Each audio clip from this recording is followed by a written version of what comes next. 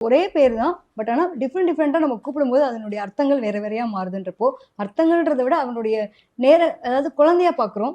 குழந்தை வேலப்பரா பார்க்குறோம். கந்தனா பார்க்குறோம். அதே வந்து பார்த்தீங்கன்னா, கார்த்திகேயனா பார்க்குறோம். இப்படி ஒவ்வொரு பேர்கள் வச்சு அவர ரொம்ப நமக்கு புடிச்ச மாரி ஏகப்பட்ட பேர்கள் வச்சு அவர அழைக்கிறோம். அத்தனை பேர்களையும் ஒரே ஆளா வந்து நீங்க கூப்பிட்ட குரலுக்கு ஓடி வந்து நிக்கிறவர் யாருன்னா முருகப்பெருமான் தான். ஸோ சிவபெருமானின் நெற்றிக்கண்ணிலிருந்து பிறந்தவர் தான் நமக்கு முருகப்பெருமான். ஸோ அவர் வந்து ஆ என்னன்னே மூலம் தெரியாதவர்ன்னு சொல்லலாம். ஆதியும் தெரியல, அந்தியும் தெரியலன்னு சொல்லக்கூடிய நிலை தான் இவரு. இவரு அதாவது பார்க்க சின்ன பையன். ஆனா அறிவாற்றல் ரொம்ப ஜாஸ்தி. குழந்தை வேலப்பரா அதாவது குழந்தையா இருந்து பிறந்து வளர்ந்து ஒரு வள்ளி தெய்வானைய கரம் பிடித்த ஒரு காலம் முதற்கொண்டு எடுத்துக்கலாம். ஸோ இந்த அளவுக்கு இருக்கக்கூடிய நிலைகள், எந்த முருகனை பார்த்தா வழிபட்டாலும் ஒவ்வொரு நிலையில ரூபத்தமா நமக்கு காட்சி குடுக்குறார். ஸோ இந்த ரூபம் அப்படின்றப்போ எனக்கு வந்து ஒரு அனுபவம். அதாவது நான் முருகரை பார்த்தாலே பயந்து ஓடுற ஆள். எனக்கு முருகரே பிடிக்காது. என்னன்னா சின்ன வயசுல இருந்து பார்த்தீங்கன்னா, எங்க ஊர்ல வந்துட்டு சுப்பிரமணியர் கோயில்னு ஒரு கோவில் இருக்கு. அந்த கோயிலுக்கு எல்லாரும் போவோம்.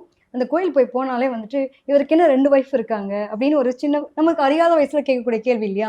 அப்ப நான் போம்போது நெனைப்பேன், "இவர் எதுக்கு 2 ஒய்ஃப் இருக்காரு? அப்ப இந்த இந்த கார்டு வந்து நமக்கு வேண்டாம். நமக்கு விநாயகர் ரொம்ப பிடிக்கும், சிவன் பிடிக்கும்." அப்படின்ற மாரி மட்டும் தான் இருந்தது. அப்ப இவர பார்த்தாலே வேணாம் வேணாம்னு ஓடுன ஆளு தான் நானு.